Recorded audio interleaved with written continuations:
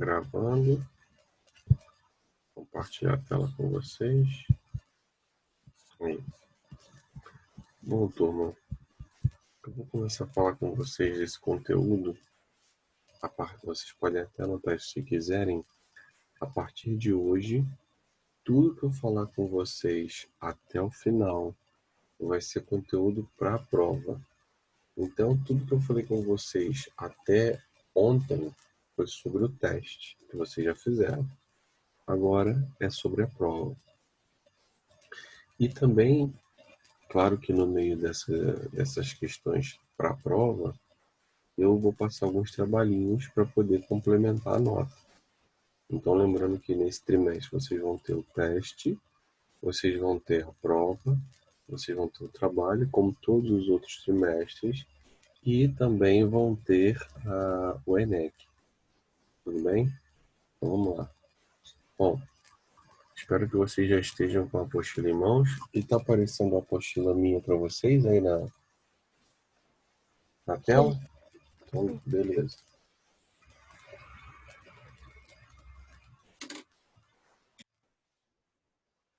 Só um minutinho que eu estou tomando água.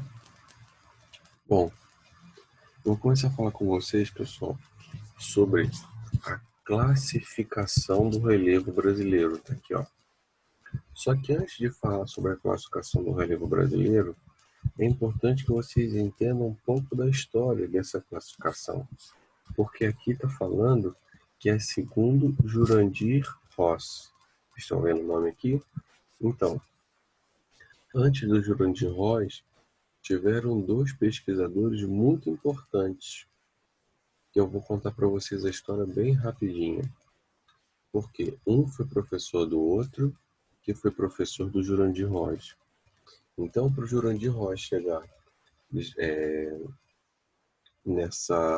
vamos dizer assim, nessa definição, primeiro veio o Haroldo de Azevedo, o Haroldo de Azevedo, para depois vir esse carinha aqui, ó, com um nome bem estranho, chamado Aziz Absaber, ó, Aziz Absaber, para depois o Jurandir Ross vir como geógrafo que definiria o relevo brasileiro.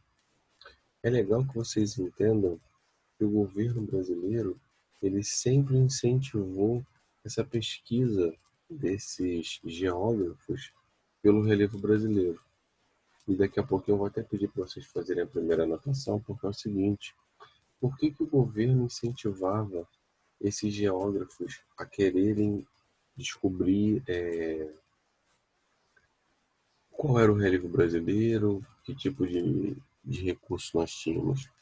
Justamente porque, através do estudo do relevo, esses pesquisadores, esses geógrafos, eles iriam indicar para o governo aonde tinha mineral, como por exemplo o ferro, aonde tinha ouro, ou seja, o estudo do relevo ele foi e ainda é importante para que o governo possa saber aonde investir, da onde fazer as extrações do recurso correto.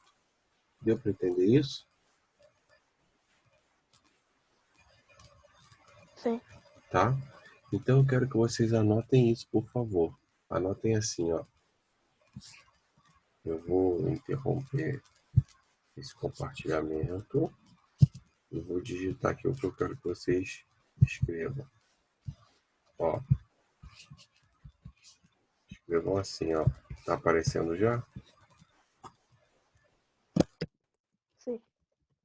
O governo incentivou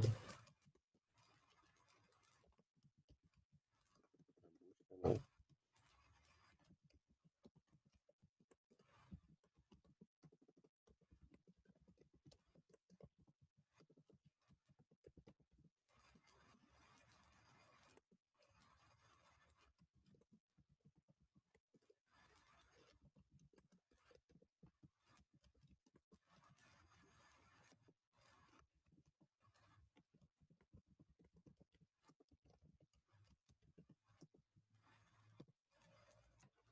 correto?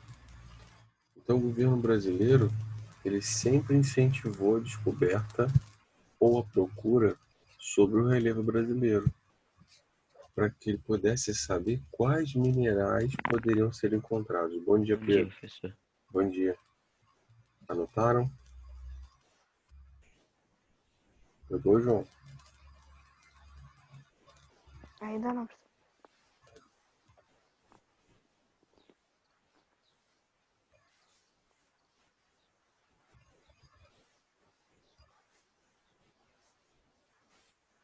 Quando acabar, é só falar. Tá bem. Beleza. A Tayane falou que acabou também. Então, olha só. Deixa eu voltar aqui para a apostila. Então, isso é importante que vocês entendam, que esses estudos sobre o relevo brasileiro, e aí eu quero que vocês anotem aí, tá? Ele data, aí coloca assim, ó, aproximadamente de 1930.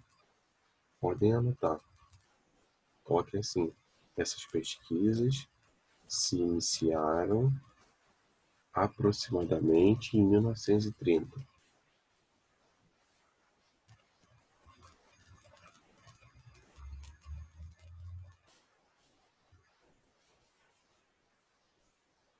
Foi.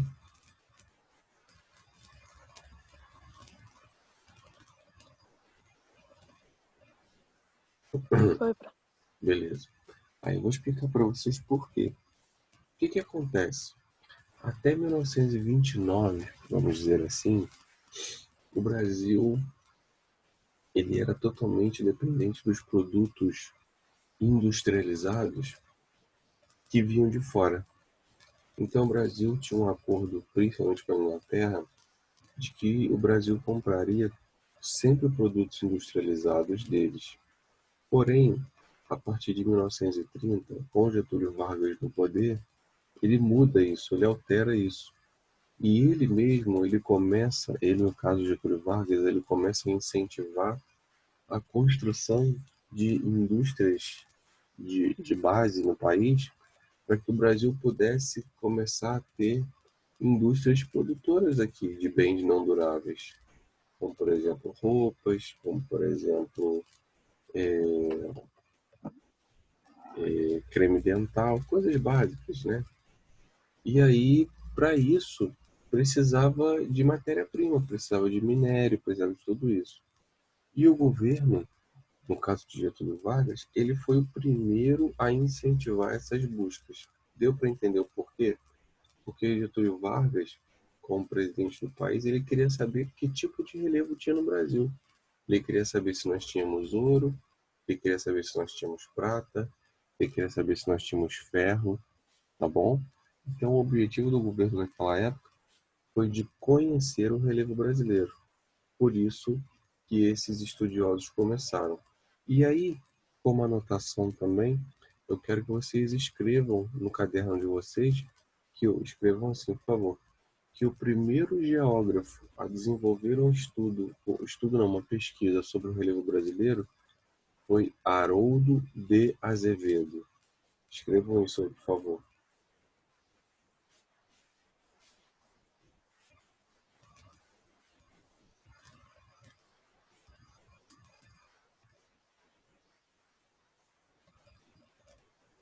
Na hora que acabarem é só me avisar.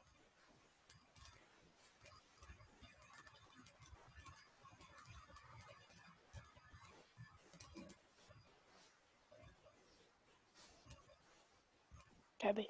Beleza. Por que eu estou falando isso? Porque no livro de vocês, aí na apostila de vocês, não está dando essa, vamos dizer assim, essa referência. E o Haroldo, ele foi o primeiro. Aí podem anotar agora, assim, que depois de Haroldo veio Aziz Absaber, esse que está marcadinho aí. E depois do Aziz Absaber, Jurandir Rossi.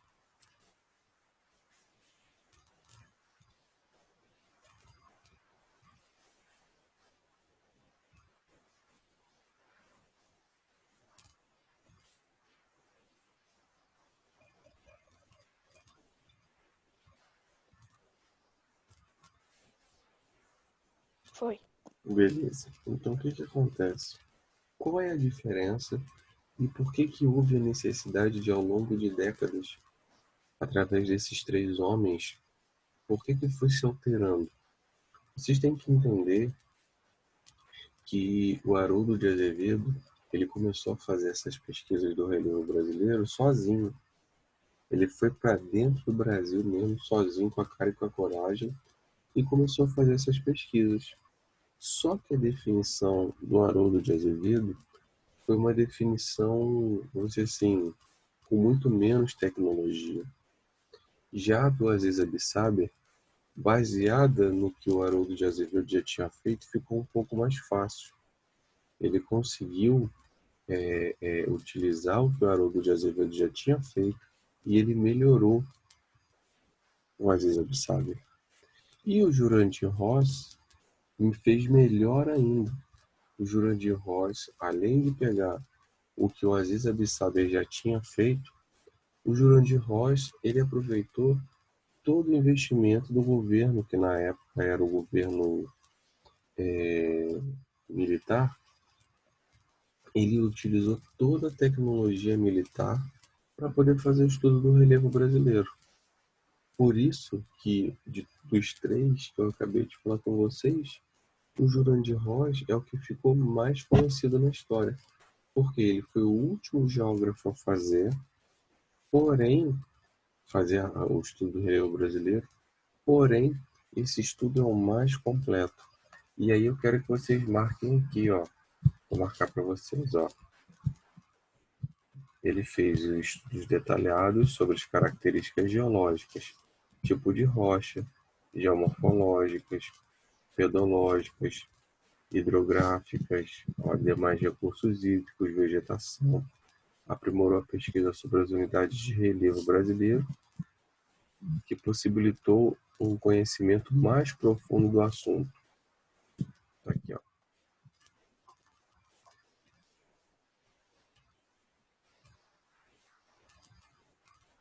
Marquem isso aí, por favor, no livro de vocês. Não precisa escrever, não, é só marcar.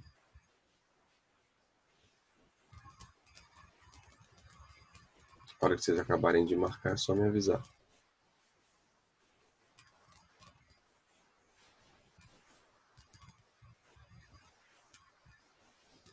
Já marquei, professor.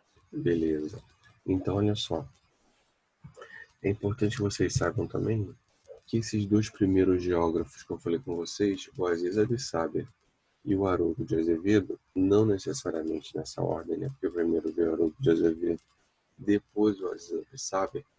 É importante que vocês entendam que esses dois, ao longo de décadas, eles foram a campo mesmo. Eles foram lá para o interiorzão do Brasil, eles foram através de balão, através de jipe, seja o que fosse, fazendo as observações do relevo.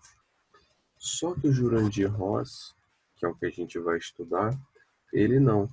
Ele fez toda essa pesquisa, ele fez todas essas anotações que são utilizadas até hoje através disso daqui, ó. Análises de imagens de radar, tá? Então é importante que vocês não se esqueçam disso.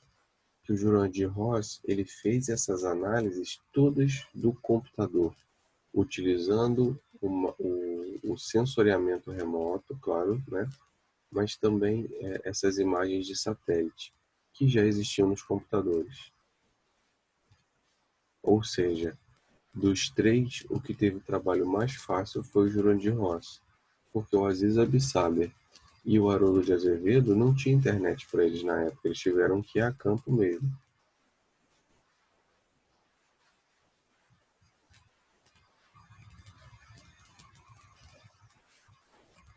Ok? Ok, professor. Então, marcou isso daí? Da análise das imagens? Então tem mais uma coisinha para vocês marcarem, que é o seguinte. Aqui, ó. O mapa ele foi construído a partir de dados de pesquisa que apresenta, isso é importante lembrar, tá? 28 unidades de relevo classificadas de acordo com planície, depressão e planaltos, que é o que eu vou explicar agora.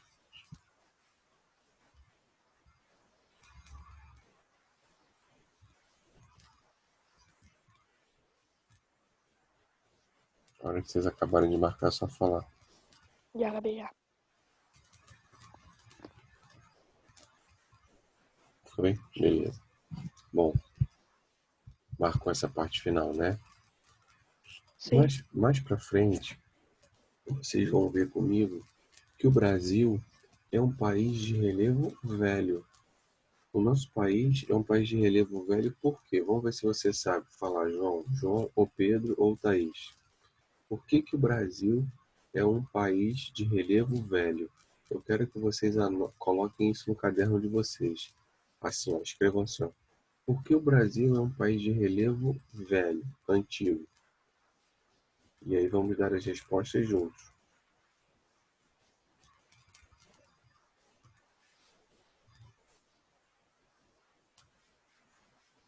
Pensaram? Na hora que pensar, se tiver resposta, pode falar. Eu não sei não, professor. Então vou falar. Posso falar? Pode. É porque os relevos aqui estão muito velhos. Por que que eles são muito velhos? Porque o Brasil foi o último país a ser descoberto. Não, não é isso não. A Tayane quer tentar. O Pedro e o João já tentaram. Acho que ela está sem microfone, né? Bom, então eu vou falar. O relevo, pessoal, para ele ter renovação, é necessário ter vulcões ativos. Porque o vulcão é o responsável por liberar o magma, por liberar a lava. Essa lava, quando é liberada, ela se solidifica aqui na superfície e se transforma em rocha. E a partir dessa rocha que começa todo o processo. No Brasil, no Brasil, não existe vulcão ativo mais. Automaticamente, não existe renovação do nosso relevo.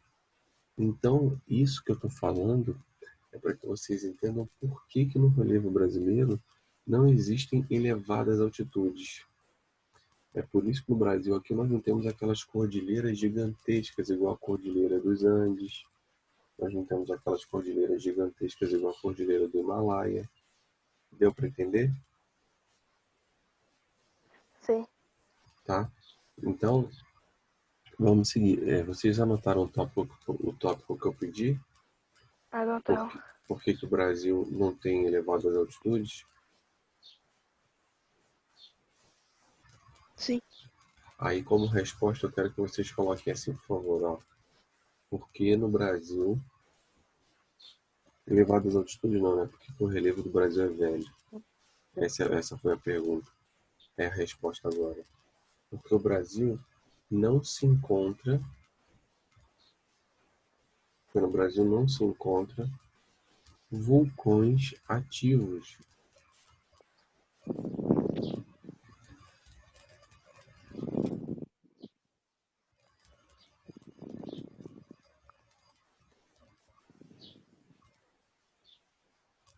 Vírgula.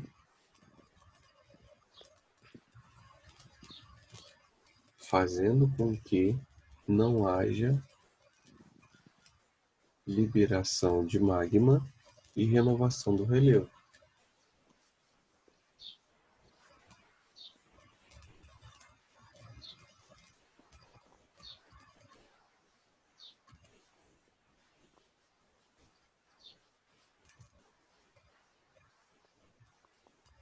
Foi?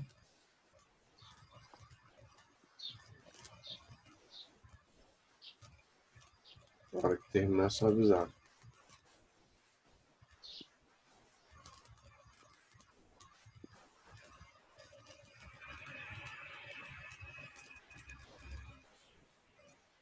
Acabou. Então vamos lá. Vocês entenderam por que que o relevo do Brasil então é considerado um relevo velho. Por ser um relevo velho, não tem elevadas altitudes. Ok? Ok. Tá. Porém, nós temos muitos planaltos. Tanto é que o Brasil, em relação a planaltos, planícies e depressões, nós temos mais planaltos do que planícies. E mais planaltos do que depressão. Daqui a pouco eu vou falar sobre isso com vocês. Vamos lá. Bom, eu estou falando sobre o Jurandir Ross, mas até agora eu não expliquei para vocês da forma correta. Correta não, desculpa. Deixa eu até aumentar aqui, ó. Eu não expliquei para vocês de uma forma mais, vamos dizer assim, completa, como que o Jurandir Ross fez para poder conseguir todas essas informações. Porque eu não sei se vocês três lembram, eu disse que o Jurandir Ross foi o único entre Haroldo de Azevedo e o Aziz Abissaber e ele próprio, né, o Ross, ele foi dos três, ele foi o único que conseguiu fazer todas essas pesquisas dentro do seu escritório. Ele conseguiu fazer todas essas análises apenas pelo computador. Olha só que legal, né? Como isso foi possível? Isso foi possível, turminha, por causa de um projeto do governo na época que se iniciou durante o governo militar, em 1975, chamado Projeto Radan Brasil. Estão me ouvindo? Está dando para me ouvir? Sim, tô ouvindo. Tá. Então, esse projeto Radan Brasil, ele foi idealizado ainda no governo militar. Vocês têm que entender que o governo militar, ele tem um sentimento, um ideal de patriotismo muito grande. Então, o governo militar entendia que era necessário o Brasil ter domínio de todas as suas riquezas. E essas riquezas, elas envolvem tudo que está dentro do território brasileiro. Então, eles proporcionaram para o Jurandir Ross toda a tecnologia militar que eles tinham de análise de satélite para que o Jurandir Ross pudesse desenvolver toda essa pesquisa. Tá? O nome Radan quer dizer, significa radar. Então foi o projeto Radar Brasil. Só que para não ficar uma coisa... Porque o que acontece? Esse período, até 1989, foi um período de 1946 até 1989, foi um período em que o mundo vivia a Guerra Fria. Então a população tinha medo de saber que estava sendo observada por satélite, até porque os Estados Unidos e a União Soviética estavam naquela disputa de tecnologia. Então o governo brasileiro, para não colocar a população brasileira numa paranoia danada, ao invés de chamar o projeto de Radar Brasil, ele chamou de Radan Brasil. Tudo bem? Tranquilo? Eu não vou cobrar de vocês data não, tá? Eu só quero que Tá. vocês saibam que o projeto Radan Brasil, ele foi o uso de radar que permitiu colher imagem da superfície. Aqui, ó. Sobre a densa cobertura de nuvens e da floresta amazônica. Podem marcar isso daí, por favor.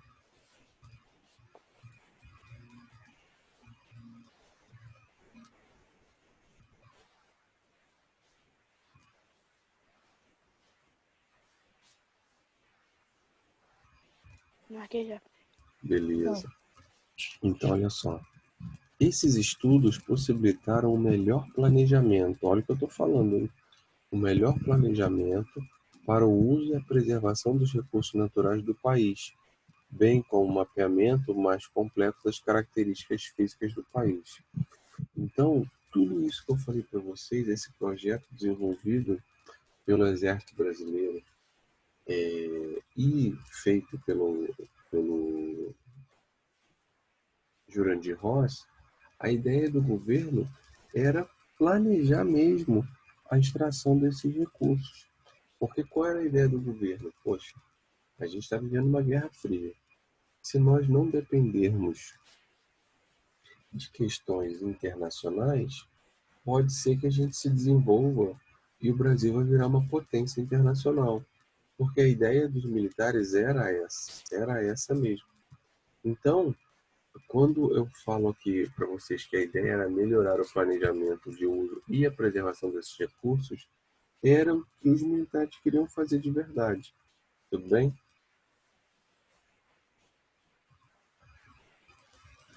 Tudo bem. Então tá, marcaram essa partezinha aí que eu botei agora? Sim. Beleza. Pedro, tá ouvindo aí direitinho? Sim, sim. Então vamos lá. Bom, depois disso tudo que eu falei com vocês, deixa eu diminuir um pouquinho aqui. Depois disso tudo que eu falei com vocês, deixa eu fazer uma pergunta. Quando eu deixo assim em 75%, fica muito ruim para vocês verem? Vocês preferem que fique assim? Não, tem como abrir aqui no Ah, celular. então tá. Tem como dar as notas.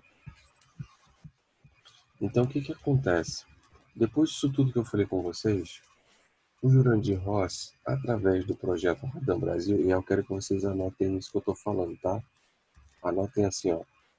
Jurandir Ross, através do projeto Radam Brasil,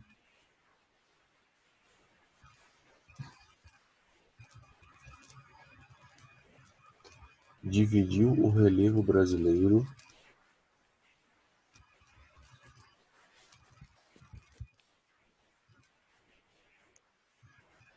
em...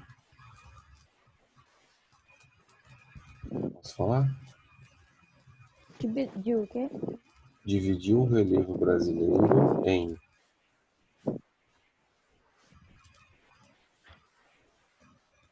Pode falar. 11 planaltos,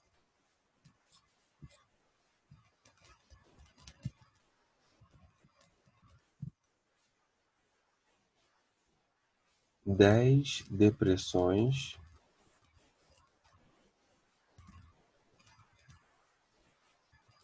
e 6 planícies.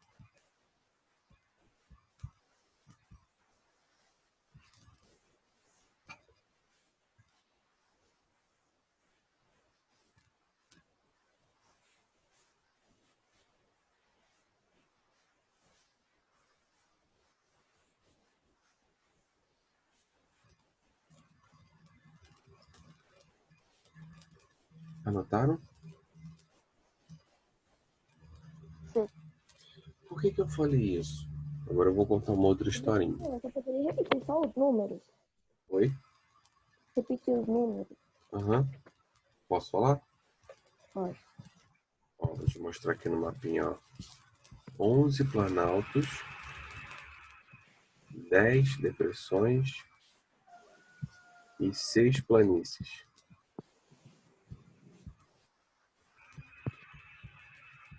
Pronto, obrigado. Nada. Agora eu vou explicar para vocês por que que essa classificação é importante, além de tudo que eu já falei. Como eu estava falando com vocês, antes do Jurandir Ross veio o Haroldo de Azevedo, depois do Haroldo de Azevedo veio o Aziz Abissaber e depois do Aziz Abissaber veio o Jurandir Ross. Todos foram alunos. Por exemplo, o Jurandir Ross, que é o que a gente está estudando agora, ele foi aluno do Aziz Abissaber, que foi aluno do Haroldo de Azevedo. Olha que legal, né? Eles foram alunos uns dos outros. O que que acontece? Como eu falei com vocês, com o passar do tempo, a tecnologia foi melhorando. Então, as classificações de relevo também foram ficando mais tecnológicas. Então, eu não vou falar com vocês sobre essa classificação de relevo do Aziz Abissaber e nem do Haroldo de Azevedo, porque o livro não está pedindo. Então, eu vou falar só sobre a classificação do Jurandir Ross. Tudo bem? Tranquilo? Pode ser? Tranquilo. Então, vamos lá. Bom, de acordo com o Jurandir Ross, e aí é importante que vocês escutem e prestem muita atenção nisso, o Jurandir Ross, ele dividiu o Brasil em planalto, planície e depressão. Ah, Ronaldo, isso a gente já sabe, porque a gente já estuda isso há muito tempo. Mas aí, a definição de cada um que é importante. Porque alguns livros, infelizmente, ainda usam a definição do geógrafo Aziz Abissaber como o correto. E o Aziz Abissaber, eu falei que eu não ia falar, mas vou ter que acabar falando. O Aziz Abissaber, ele tinha definido que o Planalto era qualquer, preste bem atenção, qualquer parte do relevo brasileiro que tivesse mais de 200 metros de altitude. Ou seja, qualquer lugar no Brasil que tivesse 200 metros acima do nível do mar seria Planalto. Enquanto que a depressão seria qualquer parte do relevo brasileiro abaixo de 200 metros de altitude. Olha só, é totalmente diferente do que o Jurandir Ross conseguiu descobrir. O Jurandir Ross, e aí é importante, que aí é isso que eu vou cobrar de vocês, o Jurandir Ross, ele conseguiu classificar o relevo de outra forma. Então, existe o Planalto? Existe para o Jurandir Ross, sim. Existe a planície? Existe, sim. Existe a depressão? Existe também. Só que a diferença é a seguinte, turma. Para o Jurandir Ross, com toda a sua tecnologia, ele conseguiu descobrir que, na verdade, os planaltos eles eram definidos como a parte do relevo, presta bem atenção nisso, hein? Como a parte do relevo que perde sedimentos. Anotem isso no caderno de vocês, escrevam assim: de acordo com Jurandir Ross, os planaltos perdem sedimentos. Por quê? Por eles serem mais altos, eles sofrem com os agentes erosivos, né? Chuva, vento. Então, de acordo com Jurandir Ross, os planaltos perdem sedimentos.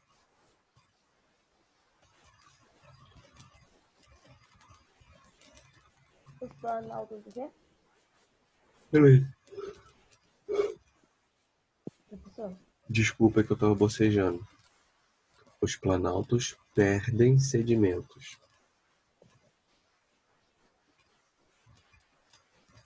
Não. Foi? Beleza. Então, os planaltos perdem sedimentos. Aí coloca assim, vírgula, as planícies recebem esses sedimentos.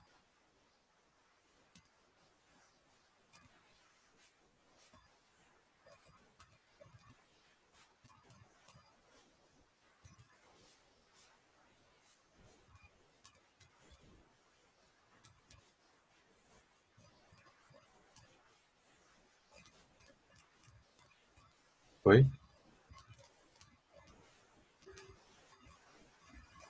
Sim. Então pensa no seguinte, Tom, vocês não conseguem me ver, mas pensa que o Jurandir Ross ele está falando que essas partes mais altas, imagina um morrão gigantesco, tá? Essas partes mais altas, quando chove, quando venta, perde sedimento, que é natural.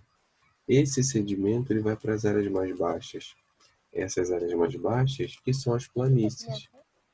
Sedimento é o pedaço de terra ou de rocha que estaria naquela montanha, naquele morro, e que, pela ação da natureza, de desgaste, ela vai se deteriorando e esse sedimento vai caindo para as áreas mais baixas.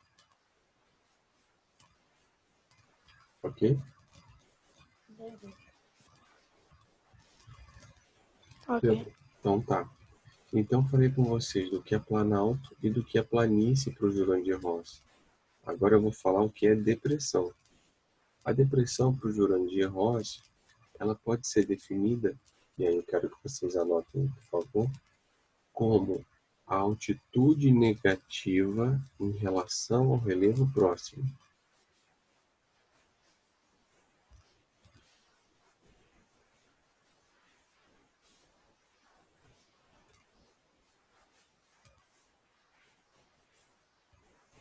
Foi. Foi? Então, beleza. Então, vocês acabaram de anotar agora as características dos três tipos de relevo que nós temos no Brasil. O planalto, por ser a área mais alta, sofre com ação de desgaste. A planície, por ser uma área mais baixa, recebe esses sedimentos que vêm dos planaltos, que vêm das áreas mais altas para as áreas mais baixas. E a depressão, ela acaba sendo esse desgaste natural do relevo em algumas áreas, que vocês anotaram como uma altitude negativa. O que eu quero dizer com altitude negativa? É buraco mesmo, tá? Então, qualquer buraco pode ser considerado, qualquer não, mas praticamente, vamos dizer assim, buracos geológicos, como fundos de rio, por exemplo, eles são considerados depressões. Agora, Professor, oi, aqui perto da gente é classificado como o quê? oi, Onde a gente está é classificado como o quê? Barra do Piraí tem algumas áreas, principalmente nas áreas de morro, que são áreas de planalto. Agora, já a parte central de Barra do Piraí, ali para perto do rio, já é considerado uma área de depressão. Porque é para onde esses sedimentos eles estão indo. De depressão não, desculpa, de planície. Tá? Isso de uma forma local. Mas se você vê na abrangência do Brasil, você pode ver que o sudeste todo aqui, ó, onde está a Barra do Piraí, é uma região de planalto. E o planalto que dá o nome à nossa região aqui do estado do Rio de Janeiro é chamado de Planaltos e Serras do Atlântico Leste e Sudeste. Ok? Ok. Então tá. Bom, como eu estava falando com vocês, a depressão que vocês anotaram por último aí, eu espero que vocês tenham anotado, ela tem uma divisão. A depressão ela pode ser ou relativa ou absoluta. Professor, qual é a diferença entre a depressão relativa e a depressão absoluta? A depressão relativa é a que eu já expliquei para vocês. É uma altitude negativa que tem no relevo em qualquer parte do país. Agora, a depressão absoluta é uma altitude negativa do relevo também, só que esse buraco ele é tão profundo, pode ser lá no meio do país, lá no meio do continente, não tem problema.